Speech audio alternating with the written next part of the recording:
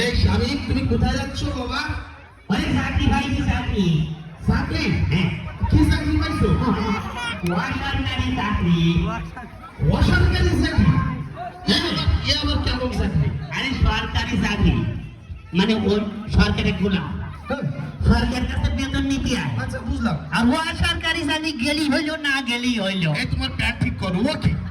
আচ্ছা যাকে যাক বুঝতে পারছি, হ্যাঁ। তুমি তার মানে সরকারের গোলাম না? না। ভালো, তাও ভালো, আলহামদুলিল্লাহ। হ্যাঁ। তাই কোথায় চাকরি পাইছো বাবা? আরে কলেজে, কলেজে। ও কলেজে? হ্যাঁ। তুমি টিচার? আরে না, শিক্ষক? আরে না, তাহলে আরে আমার কথা মতন স্যারেরাই ক্লাস নেয়। বিশাল, তুমি প্রিন্সিপাল? আরে না, তাহলে কি? ওরে ঘন্টা দেয়, ঘন্টা। আচ্ছা তো ভালো হয়েছে, বুঝতে পারছি তোমার তো বিশাল একটা মানে পাওয়ার আছে তাহলে কলেজে নাকি? হ্যাঁ। তা ওই তোমার হাতে দেখতেছি দুটো ঘড়ি কেন? ও এক হাতে দিলে আর এক হাতে চাক করবে, ও, ওই জন্য দুইটাই দিয়েছে। তাও ভালো।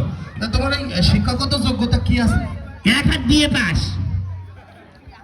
না আমি তো শুনেছি এসএসসি পাস, তারপরে ওই এইচএসসি পাস, তারপরে তোমার ওই অনার্স পাস, মাস্টার্স পাস, এরকম এক হাত বি পাস, তো শুনি আবার কি ডিগ্রি?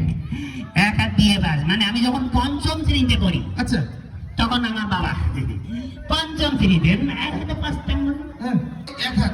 এক হাত দিয়ে পাস।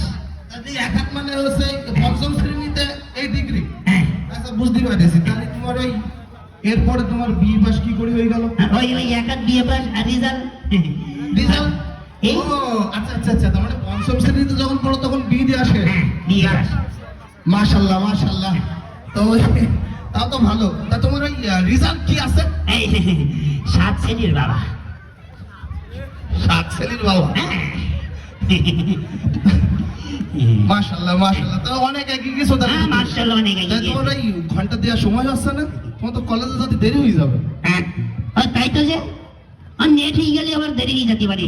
তাই জন্য আমি ঘন্টা দিয়ে আসি। হ্যাঁ, আচ্ছা, প্যান্টটা শেষ করে নিয়ে আনে। তো ঠিক আছে, তা আপনারা আরো সুন্দর সুন্দর রঙ